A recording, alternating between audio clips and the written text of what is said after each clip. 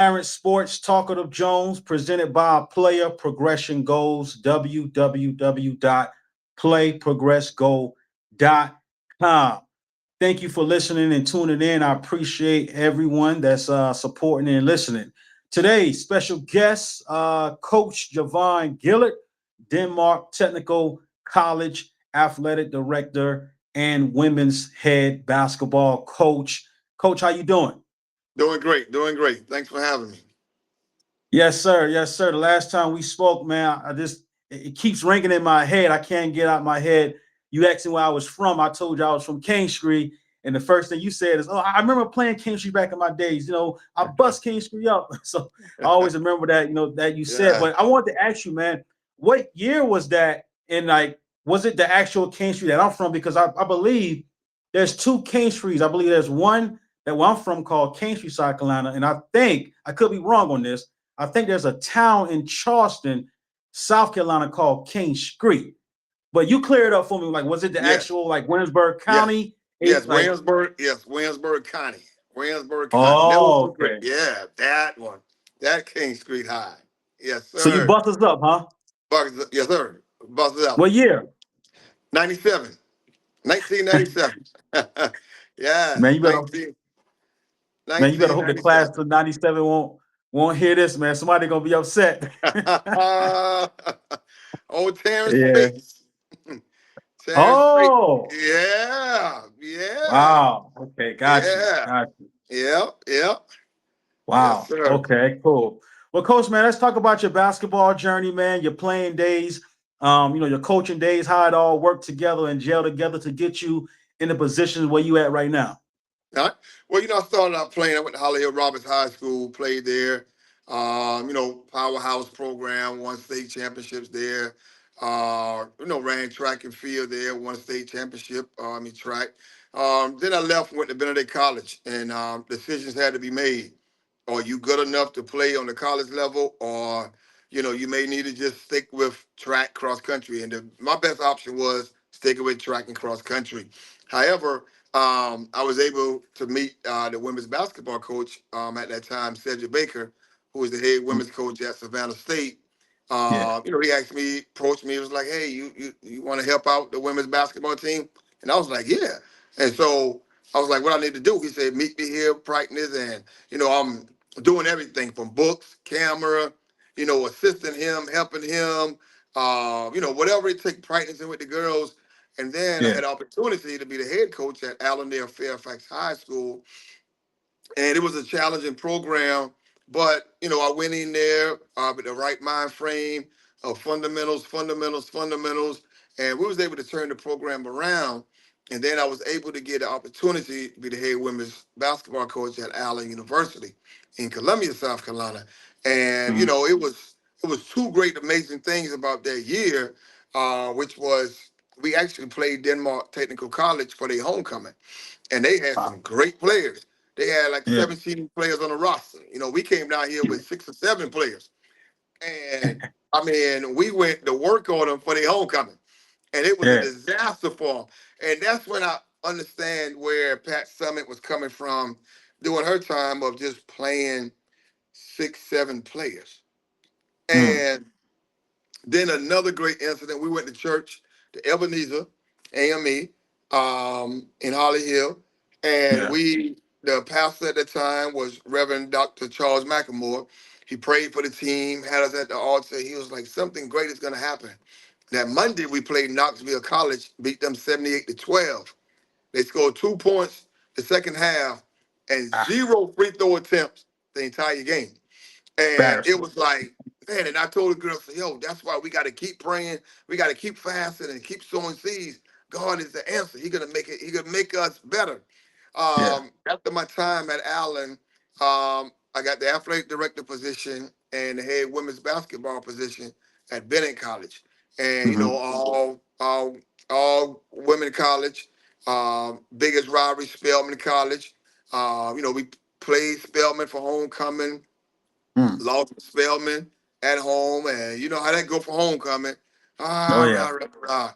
So we ended up going to Spelman for their homecoming and beat them uh, in overtime, and that destroyed the ice.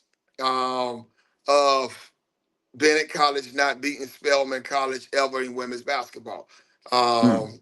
So probably still time goes by. My best friend, Orenthal Skriggers, he became the athletic director at Denmark Technical College. Yeah. And he called me.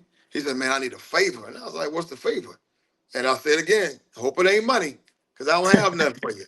And he was like, "If the women's job come open, um, would you be interested?" I told him no. Um, then he called back the next day. He said, "You change your mind?" I said, "Yeah, let's do it." Come open. So it came open. I applied, got the Yeah. job. Motto was think Kansas, think Kansas. And, Denmark Tech women's basketball program never had a winning season. Everybody beat up on them. Yeah. Probably didn't win no more than one or two conference games in a certain amount of years. So it was pretty bad. And we Mm. came in with the approach that, hey, we're gonna come in and we're going to turn it around. We had a game plan. But that game plan was we have to get the players to believe in praying, fasting, and sowing seeds. Right. And once we got them to believe in that, that's when we took our first year. We went 20-2, won the college first ever conference championship, college first ever conference player of the year. I got coach of the year. We actually went on and won the conference 4 years in a row. In 2013, 2014, Mm-hmm. was the history year that we made it, punched that ticket to the national tournament, and we went to Salina, Kansas, and that's when everybody was like, "Yo, that's why you were saying think Kansas." I'm like, "Yeah, we going to Kansas," and it was a Yeah. great feeling. But the most memorable thing about that year was how the alumni was happy, how the Right. players were happy, the students, and it was all about the college. It wasn't about me because I wasn't playing. I was just putting everything together. Yeah. So we went on, and I finished my 6 years here from 2011 to 2017. Um, we won the conference 4 years in a row. Won the conference tournament 4 years. Had the college first ever All American. She led the nation in scoring. 25 points, 12 rebounds. Number one in both of them. Second team All American. Kiera Mitchell was an All American her last year. And we had numerous players to be ranked in the top three or top 10 in different stat categories. And like I said, we work, pray, fast, and that's how we got it done. And after my time here at Denmark Tech, I went off to Columbia International University for 2 years under Temple Elmore, strength and conditioning coach, help with recruitment, um, and we was able to get the program rolling. And then I left to take over the program at Fort Chester High School in Charleston. Um, Big difference, high school to college. College, you go select your players. High school, you take what you get. Take what you And get. we had to build and build, and man, went through ups and down, ups and down, and ups and down.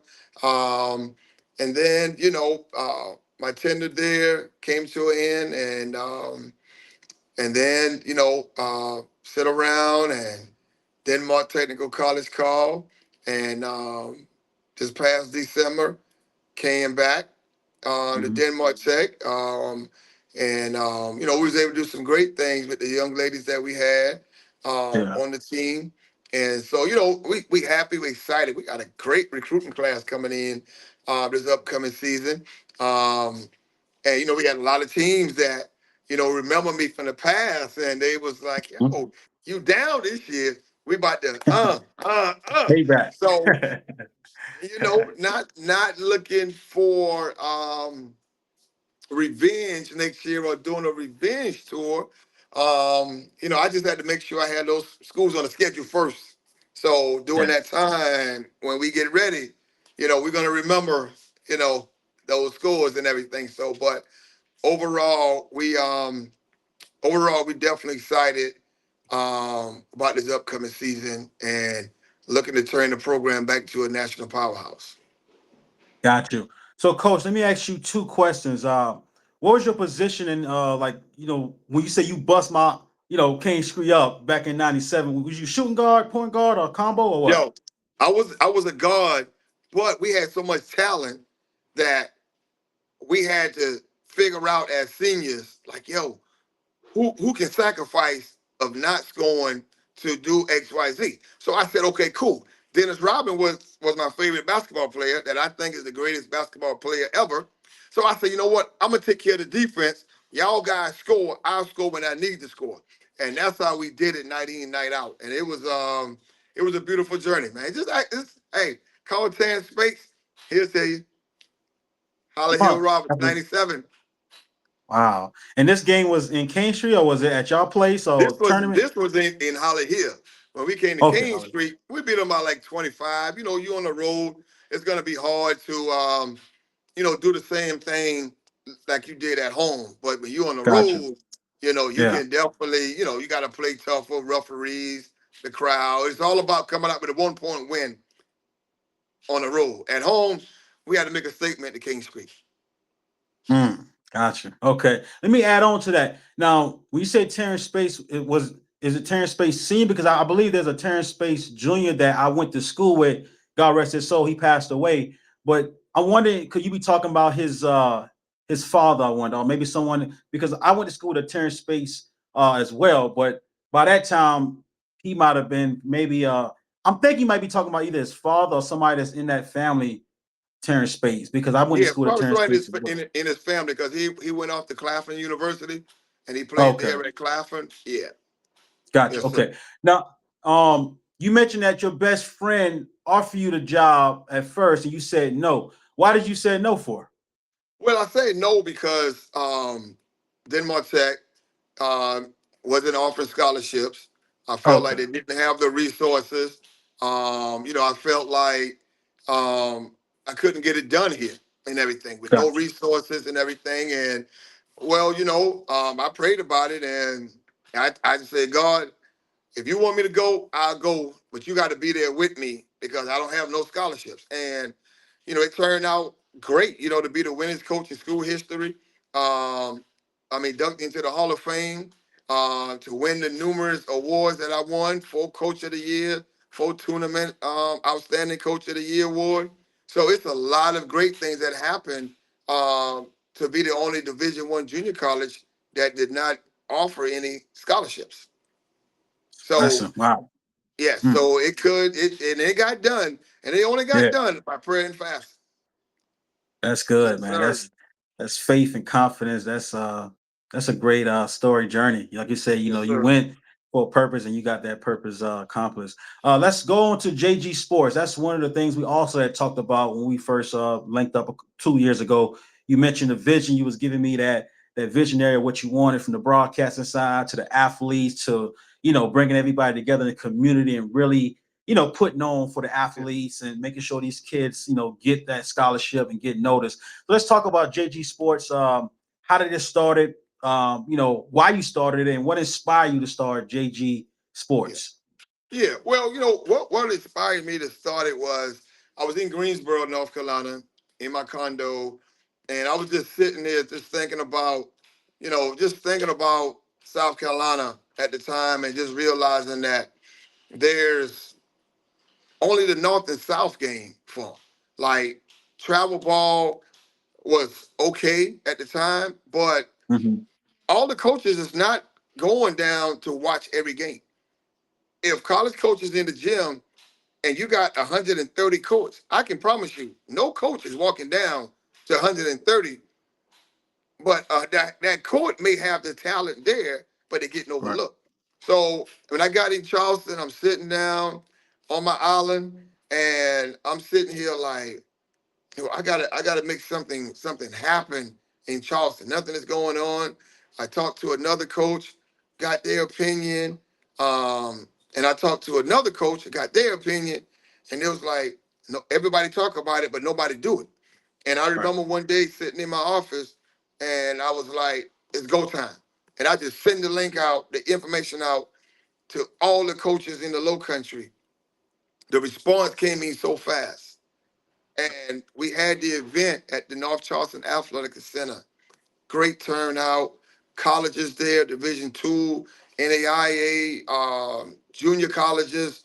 It was great. Players was getting offered. Players was getting looked at by other colleges.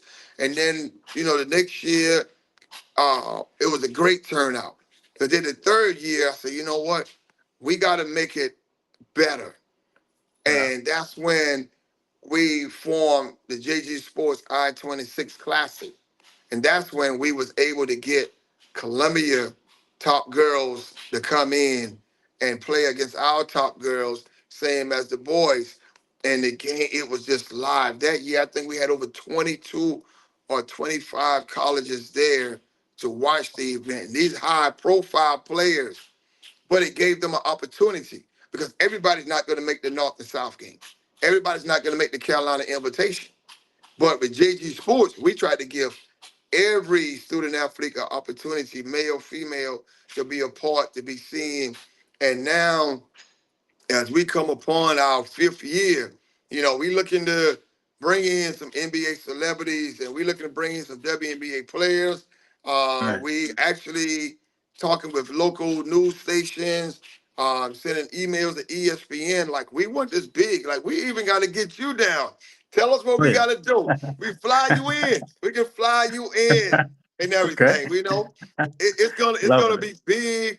It's gonna be a great event, a great fifth year. And I think, my staff behind the scenes, they work hard. They do what they need to do. Stratford High School been great to us. We Mm. hosted an event there the last 2 years. So we looking for next year to be that year that just, you know, we got over 2,000 people and the gym can only hold 1,500, where they got to Yeah. call the fire marshal, got to come out and say, hey, stop the event. No You know, doubt. but the other thing about JG Sports and our events that a lot of people don't realize, that we actually had volleyball the last 2 years. And we have Mm. had a great turnout with volleyballs on the girls' side and on the boys' side. A lot Nice. of a lot of players get looked at. We live stream the games. So, but the main thing that JG Sports we put on our events is for the Ronald McDonald House of Charleston. We give our Mm. proceeds to them to help those Yeah. families that, sitting there in that house waiting on the good news that their daughter or son gonna get released, or they are, they diagnosed free. And Right. we take pride in that. And we do it for them and the student athletes. We don't do it for the money. We all okay in life. So, Yeah. being able to sow seeds in that way and not looking for anything in return is what JG Sports is all about. Nice, man. Congrats. Congrats. That's a blessing, a big commitment that, like you said, it all started with a vision, and you made it happen. You just didn't talk about it. You was actually Yes, about it. sir. So let's slide into that low country boys and girls all-star game that's been going on. I've been watching you on your social media. You've been doing a great job of promoting it and getting the word out. How's that been going, and how it started with you involved with this low country boys and girls all-star game? Because it sounds fun. I'm hearing you guys have competitions like 3-point shootouts, and people from all over come and watch and compete. Like, Yeah. talk about it, man. Tell us about it. Listen, it's amazing. It's amazing. Of doing the Low Country Boys and Girls showcase and classic, and it's basically, we use the talent that's in Charleston, Berkeley, Dorchester, and we also venture out to Hilton Head, Beaufort. And what we do is we put a pool together. The coaches turn in the stats, information, the committee gets it, they review it, they look at it, they're like, hey, this kid, bam, bam, bam.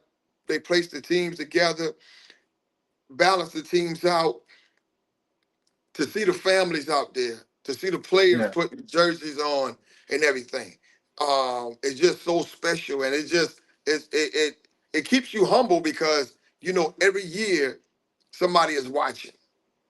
Right. Every year a new kid is going to be a part of the event, and at the end of the day, you know, we doing it for them to give them Hmm. that platform that they may not get another opportunity to play in front of a college coach.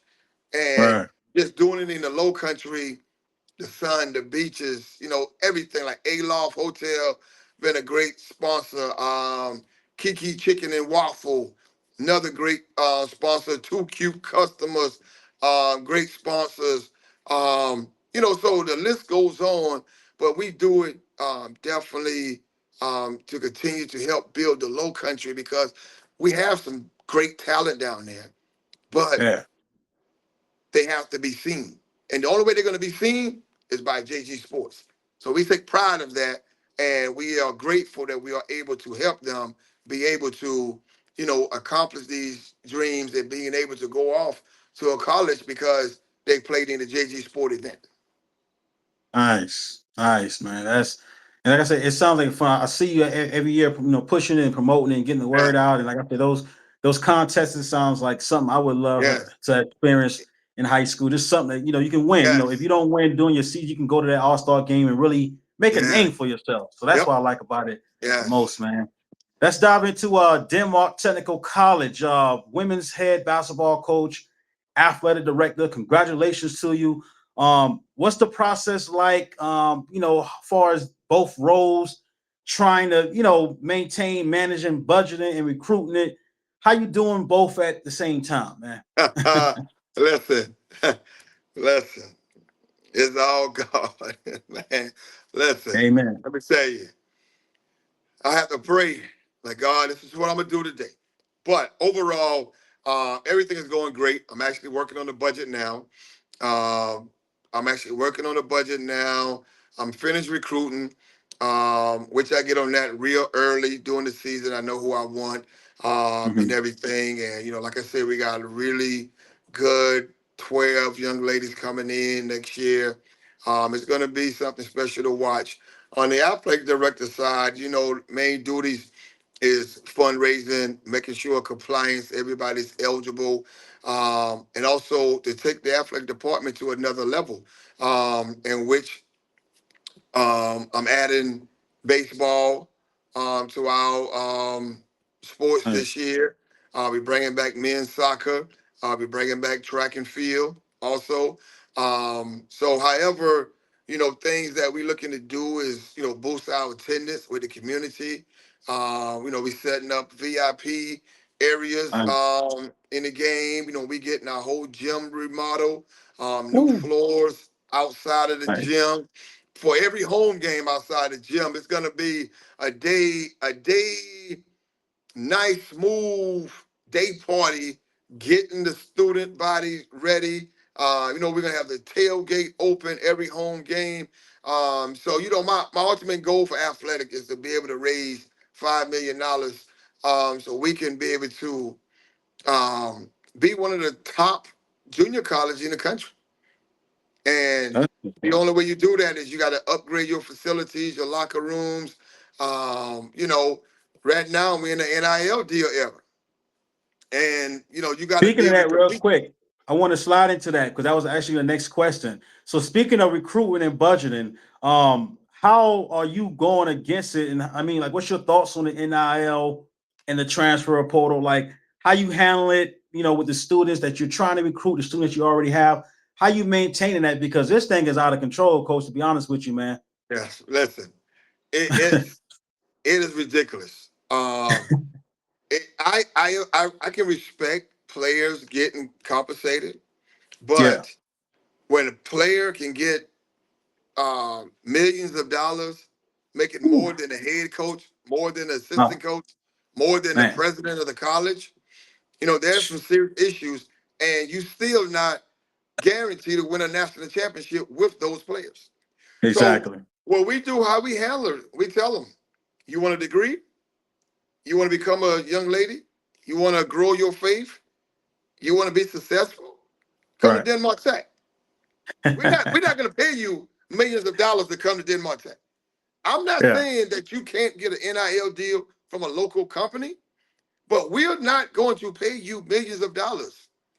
And the thing about it is, we're going to still win with or without you.